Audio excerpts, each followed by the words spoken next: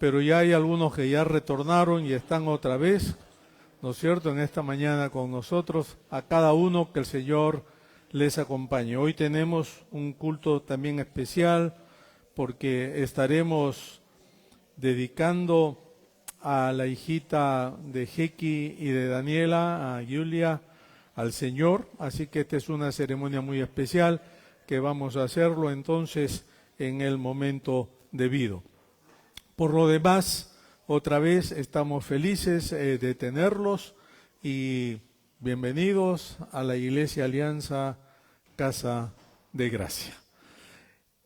Yo quisiera hoy empezar una serie de mensajes que tienen que ver con el deleite en la palabra de Dios. Y esto a raíz de algunas, ¿cómo llamaríamos? Algunas cosas que han venido aconteciendo en nuestro país y en otras partes donde yo con cierto asombro leía, por ejemplo, que aquí en nuestro país, el índice de personas que dicen creer en Dios absolutamente, sin ningún tipo de reparos, ha bajado tremendamente, considerablemente, si hacemos la comparación solamente con 20 años atrás, allá por la década de 1990. En el día de hoy, una institución que es muy famosa, muy conocida acá en el país, que se llama Pew, que hace encuestas y hace todo ese tipo, ¿verdad?, de estudios, dice que aproximadamente un 51% de la gente que vive aquí en nuestro país, en otras palabras, norteamericanos, estadounidenses, eso incluye todo, ¿verdad?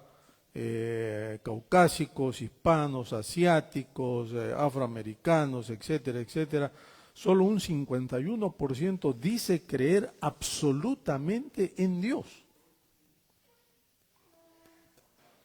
Comparado a 1990, que era casi el 90%. O sea que en cuestión de 30 años eso ha ido decayendo muchísimo.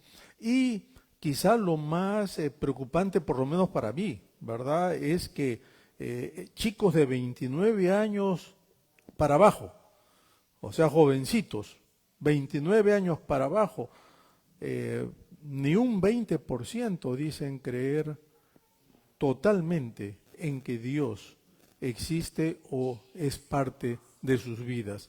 Es decir, quizá van a la iglesia, pero no creen en Dios, no tienen esa experiencia de decir Dios es un Dios personal para mi vida. Entonces, leyendo un poco la palabra, estaba pensando que nosotros debemos empezar quizá a tomar seriamente en consideración esto. Y lo digo, queridos, no solamente por lo que pasa aquí en nuestro país o está pasando, sino por lo que pasa también alrededor del mundo. Estamos en una situación muy convulsionada, ¿verdad? No solamente pensemos en Gaza, Israel y otras partes, pero pensemos en lo que está sucediendo en nuestros países de origen. Muchos de nosotros, si no todos, tal vez somos migrantes, y entonces en cada uno de nuestros países están sucediendo cosas que quizá antes no sucedían.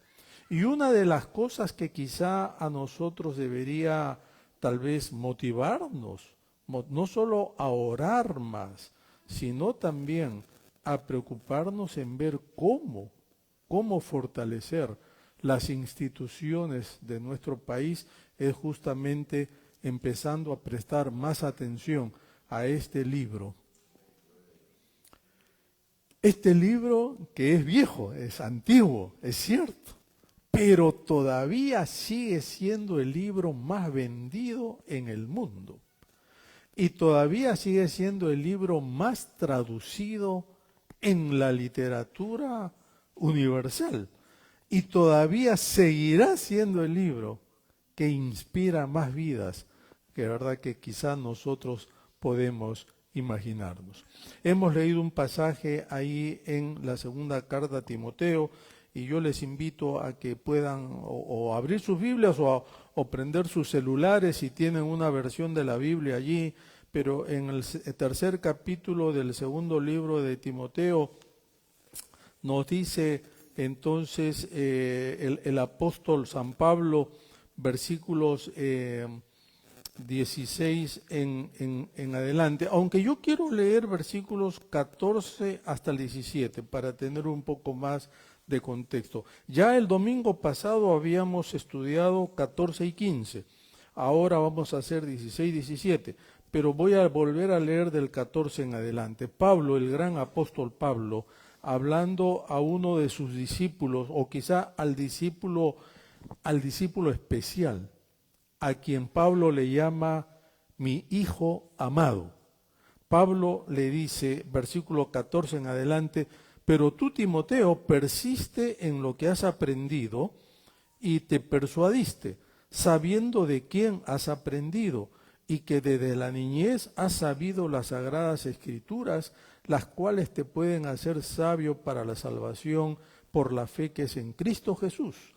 Toda la escritura es inspirada por Dios y útil para enseñar, para redarguir, para corregir, para instruir en justicia, a fin de que el hombre de Dios sea perfecto, enteramente preparado para toda buena obra. Y miren ustedes que el apóstol San Pablo le dice a Timoteo, Timoteo, tú persiste en lo que has aprendido desde la niñez. Desde la niñez. Decíamos el domingo pasado que esta palabra niñez, en verdad, literalmente, ¿verdad?, significa lo que tú has aprendido siendo un bebé. A veces los padres creemos que a nuestros niños recién tenemos que enseñarles las cosas cuando quizá tienen 4 añitos, 5 añitos y entienden. Y en verdad, ¿saben? Los niños se entienden aún desde el vientre, ¿no? Como de la madre, como dicen algunos estudios. Y desde ahí entonces hay que empezar, si se quiere, a educar, a instruir al niño como fue el caso de Timoteo, que nos dice que tanto su abuela como su madre lo habían entonces instruido, enseñado en la palabra. Una de las preguntas que a veces a mí me hacen, ¿verdad?, es ¿por qué es que la predicación en un servicio de adoración toma tanto tiempo? ¿Por qué es que la predicación es central o es prominente en todos los servicios de adoración?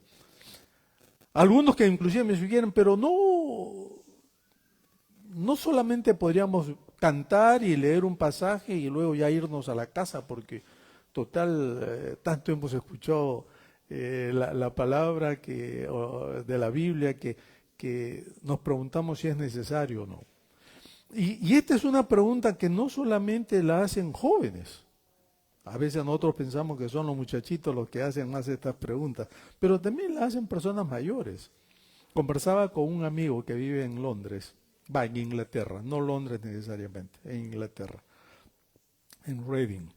Y yo le conversamos, esta semana conversamos de esto, y él me dice, tú sabes que hay un pastor en X partes del Reino Unido que está probando, él es un pastor, ¿verdad?, un vicar, como le dicen allá, que está probando tener cultos de 15 minutos. Yo le digo, ¿en serio? Sí, me dice, está probando tener culto de 15. Le digo, y tiene éxito. Dice, bueno, está probando y hay otros que están imitándolo. Que en lugar de tener cultos de 45 minutos o 1 hora, ya no hablemos de cultos de 1 hora y media como era antaño, ¿verdad? Están probando tener cultos, servicios de 15 minutos nada más. Y yo le digo, ¿y qué hacen en esos 15 minutos? No, nada, solamente se reúnen, cantan, leen un pasaje de las Escrituras, se dan la bendición y se van.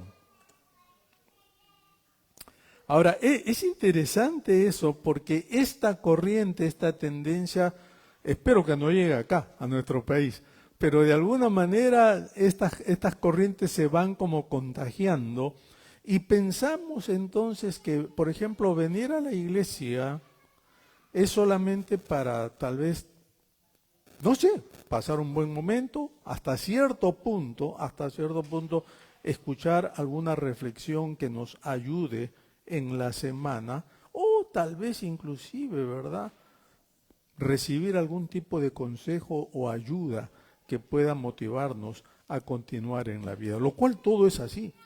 Pero lo curioso es, queridos, que cuando nosotros venimos a un servicio de adoración como esto, en primer lugar es para, como dice su nombre, adorar a Dios. Eso es lo central, adorar a Dios. Y la adoración a Dios viene justamente cuando nosotros comprendemos quién es ese Dios a quien vamos a adorar. Porque si no sabemos quién es ese Dios a quien venimos a adorar, entonces ¿a quién vamos a adorar? Pero lo otro es que el servicio de adoración a nosotros nos ayuda también a escuchar lo que Dios quiere decirnos. No solamente venimos al culto para dar, sino más que nada para recibir de Dios. Y a veces esto es algo que nosotros podemos olvidarnos. Miren ustedes que cuando uno va al Antiguo Testamento, hay algunos pasajes que son clarísimos para entender por qué la predicación de la palabra, la exposición de la palabra es importante para no solamente adorar mejor a Dios, sino para conocer mejor a Dios. Un pasaje es, ahí en el Antiguo Testamento, en el libro de Nehemías, capítulo 8, versículos 6 al 8. Nehemías 8, 6 al 8. Es un pasaje del Antiguo Testamento. Esta es una ocasión muy especial. Era una ocasión muy especial. Los judíos estaban pasando por un momento muy difícil en sus vidas. Estaban siendo, si se quiere así, levantados luego de un periodo de cautiverio, de esclavitud de parte de los babilonios. Es una historia muy larga, pero eso no interesa. Y entonces el pueblo judío había perdido contacto con ese Dios que siempre fue su único Dios. Se habían dejado contagiar por otras costumbres, por otras culturas, por otros dioses, al punto que las generaciones jóvenes ni siquiera ahora ya entendían el idioma de las Escrituras. Y para nosotros que somos migrantes, esto es muy importante. El idioma materno, ¿no?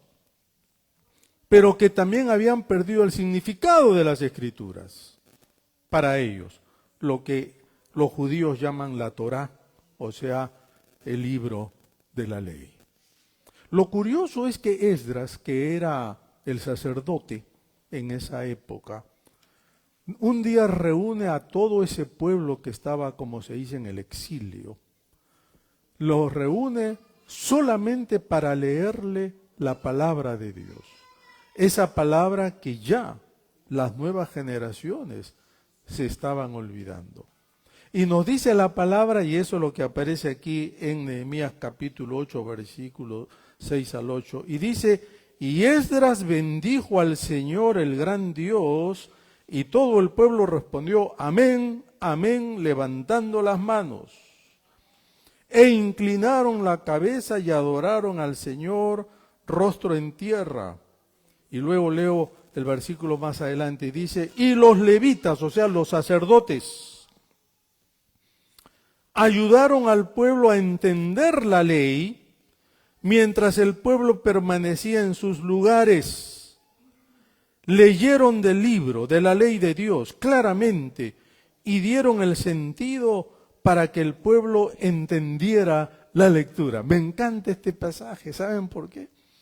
Porque yo me imagino a Esdras, ¿no es cierto?, leyendo el libro de la ley, a una multitud que no sabemos cuántos serían, Los estudiosos dicen que eran miles, obviamente. Adultos, jóvenes, niños. Y mientras entonces el levita iba leyendo la palabra, dice la palabra que otros maestros del pueblo, y esto es muy importante, se movilizaban entre la multitud, haciéndoles entender la palabra, lo que leía, particularmente a las generaciones jóvenes. Para mí esto es, estaban traduciéndoles esta palabra.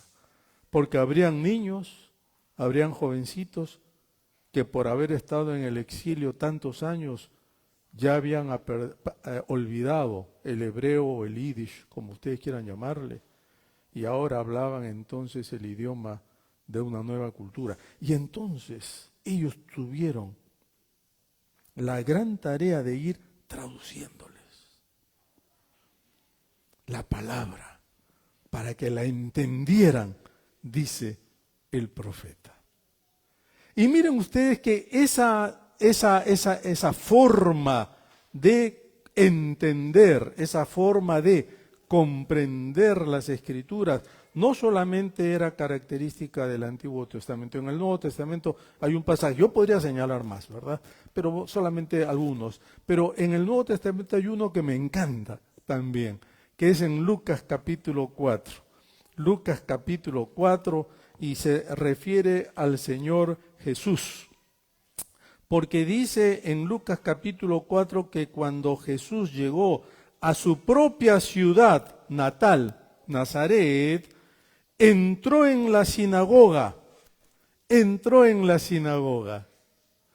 Los que han estado en Israel, parte del tour que hacen es justamente ir, ¿no es cierto?, a esta, posiblemente la sinagoga donde el Señor estuvo, que hasta ahora está.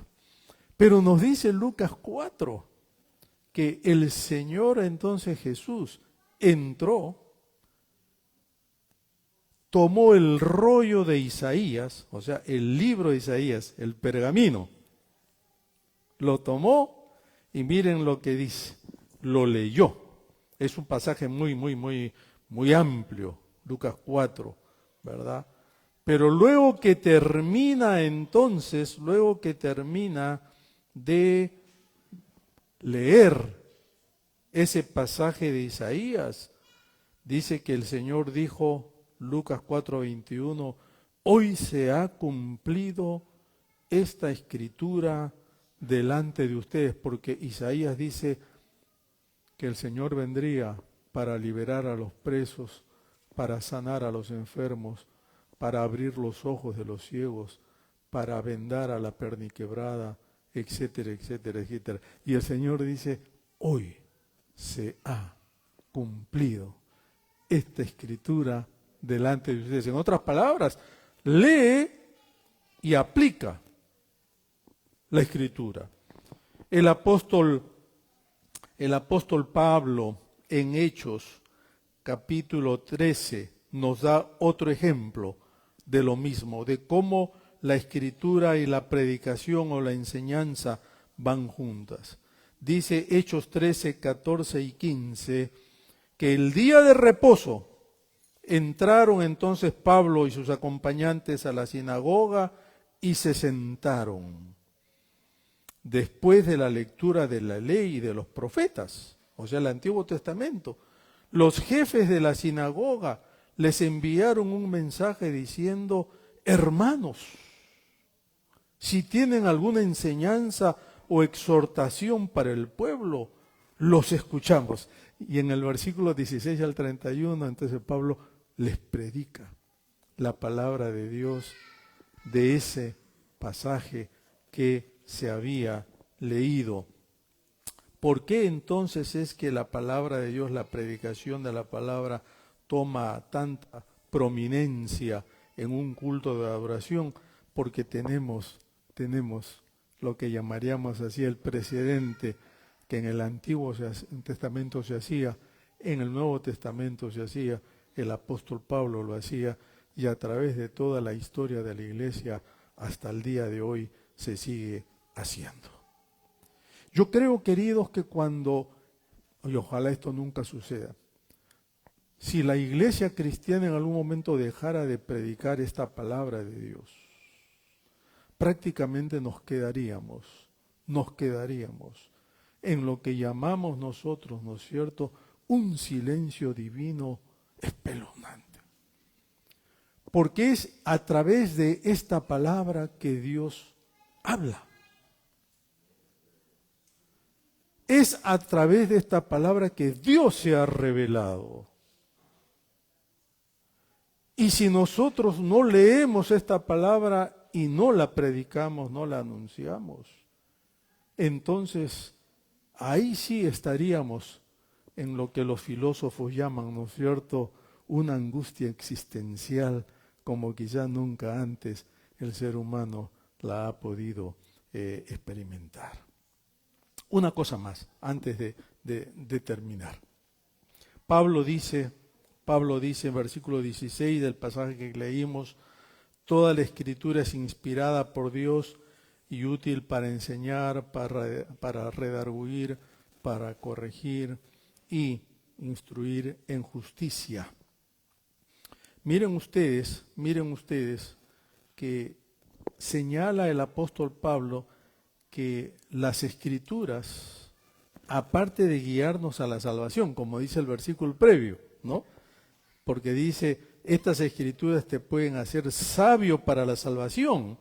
Estas escrituras también entonces, vamos a llamar así, es útil para instruir, para enseñar, para redarguir, para corregir y para instruir entonces en justicia. ¿Qué quiere decir esto? Las escrituras no solamente, ¿verdad?, la Biblia no es solamente un libro religioso del cristianismo, que uno debe tenerlo en casa porque hay que tenerlo. Las escrituras, como dice la palabra, y esto lo vamos a ver los próximos domingos, las escrituras son como la luz de nuestras vidas que guía nuestro sendero, dice el salmista. Las escrituras son como miel al paladar, dice en otra parte el Salmo. Las escrituras son sabiduría que hace sabio al que no es entendido, dice también el Salomón. Y nosotros podríamos referir cantidad de pasajes, y lo vamos a hacer como Dios en los próximos domingos, porque las escrituras de alguna manera a nosotros deben llevarnos a entender que en el momento que nos falta esto, algo está faltando en nuestra vida. Hay un famoso teólogo muy conocido en lo que llamamos el mundo académico de nuestro país, Jonathan Edwards. Uno de los teólogos y predicadores más grandes que Estados Unidos ha tenido en el siglo XVIII. Miren, siglo XVIII. Todavía Jonathan Edwards es estudiado en las universidades porque quizá ha sido el hombre que Dios usó con más poder para traer uno de esos grandes avivamientos de los cuales hablamos en la historia de nuestro país. Y Jonathan Edwards, en uno de sus tantos tratados teológicos y sermones, él dice lo siguiente: Dios se deleita cuando el ser humano puede conocerle y puede ver sus obras reflejadas en toda la creación. Parece una sentencia muy simple, pero tiene un tremendo significado, porque dice, Dios se deleita. ¿Tú sabías eso? Que Dios se deleita cuando tú lo conoces a Él. Dios se deleita cuando podemos ver sus obras, sus maravillas. ¿Eras consciente de eso, querido? Y lo que es más, Jonathan Edwards, y cuando uno lee sus tratados ahora, 200 años después, uno dice, caramba, pareciera que este hombre está viviendo ahora, porque él dice lo siguiente, él dice, la gran tragedia nuestra, en nuestro país, él hablaba 200 años antes, decía, que nosotros hemos sacado a Dios de en medio de nuestra cultura y ahora ya no tenemos casi la capacidad de comprender quién es el Dios de la Biblia. Qué tremendo que es eso. A mí me da la impresión, queridos, que conforme nosotros avanzamos, ¿verdad? No solamente en la vida, pero avanzamos en la historia, nos damos cuenta de que Dios tiene grandes propósitos para este país, para el mundo, pero también para ti y para mí como personas individuales. Pero si esa brújula no viene de acá, entonces difícilmente vamos a poder conocer lo que Él quiere decirnos. Y Pablo lo deja clarito acá en el versículo 16. Esta escritura que es inspirada por Dios, en otras palabras, esta escritura que Dios, que es el aliento de Dios, literalmente eso es lo que dice acá, es el aliento de Dios, es la respiración de Dios. Esta escritura es útil para enseñar, para redarguir, para corregir, para instruir en justicia. Para enseñar, porque podemos con esto educar a las personas, a todos, lo que significa conocer a Dios. También dice para redarguir, en otras palabras, para reprender, porque ese es el significado, reprender cuando el pecado o lo que hacemos no está bien, no es correcto a los ojos de Dios. Dice también que esta palabra es útil para corregir, en otras palabras, señalar las malas acciones, pero también ofrecer una solución a ello. No es solamente acusar, sino ofrecer una solución. Y por último, entonces dice, para instruir, que parecería que es lo mismo que enseñar, pero instruir tiene más que ver con lo que se llama en la aplicación práctica de la enseñanza. En otras palabras, para formar a una persona, al hombre y la mujer, formarla. Así como cuando tú vas a la universidad, ¿verdad? Y te formas, por ejemplo, si vas a ser un abogado, vas a ser un médico, vas a ser un técnico, lo que sea, te formas. La palabra te forma, dice aquí, para que seas, versículo 17, un hombre o una mujer de Dios, enteramente preparado para toda buena obra. Creo que, si no todos, muchos hemos escuchado ese versículo de la Biblia muy, muy conocido que dice, instruye o enseña al niño en los caminos de Dios, que aun cuando fuere viejo, ¿qué cosa? No se apartará de él. ¿Cuántas veces sucede que yo por lo menos me he encontrado con gente ya grande, mayor, que conversando me dicen, yo recuerdo cuando mi madre o mi abuela me llevaban a la iglesia y aprendí en la escuela dominical la palabra de Dios. Y aun cuando me aparté y ya nunca más volví, como me decía alguien una vez, cada vez que yo andaba en problemas o en dificultades grandes, se me venía a la mente lo que yo había escuchado en la iglesia o lo que mi madre o mi abuela alguna vez me dijeron. Es que la palabra de Dios, en otra parte dice la Biblia, jamás vuelve vacía, siempre lleva fruto. Queridos, hoy vamos a dedicar a Julia al Señor. Y esta ceremonia no es solamente una ceremonia, no es un bautismo. Tampoco es un ritual. Es un acto de fe que los padres hacen, reconociendo que Dios les dio a esa nena, a Jeki y a Daniela, y que ahora ellos le devuelven esta vida para que el Señor la tome en sus manos. Pero educar a Julia implica trabajo y esfuerzo. Nosotros no vamos a tener hogares plenamente formados en los valores cristianos a menos que invirtamos tiempo y dedicación para ello. Y lo digo con todo respeto. Si tú quieres que tus hijos o tus nietos crezcan bien en el Señor, vas a tener que dedicarle tiempo. Tiempo, escúchenme. Y esfuerzo. Tiempo que aquí en nuestro país es escaso o a nosotros se nos escurre por los dedos. Porque siempre hay otras prioridades.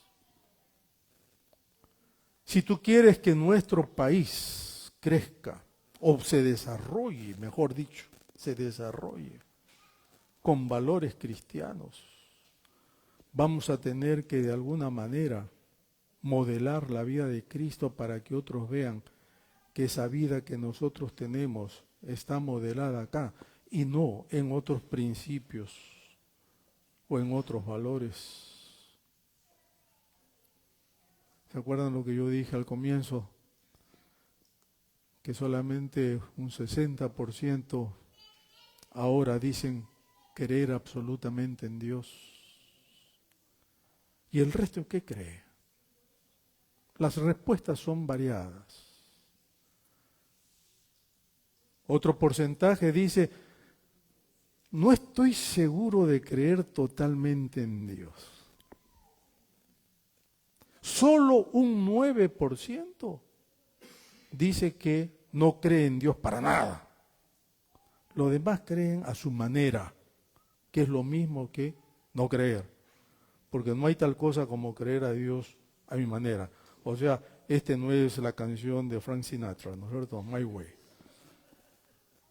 Acá tú crees en Dios como está revelada en las Escrituras, ¿o no lo crees?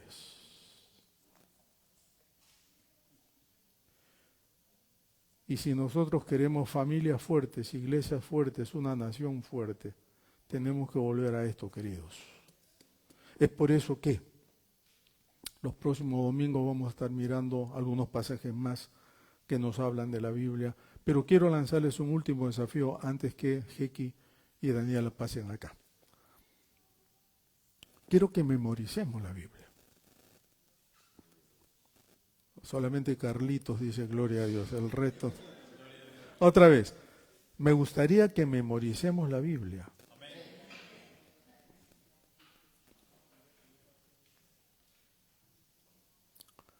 Y a mí me gustaría que por lo menos mientras dure esta serie, que van a ser 3, 4 domingos, memoricemos un versículo cada domingo.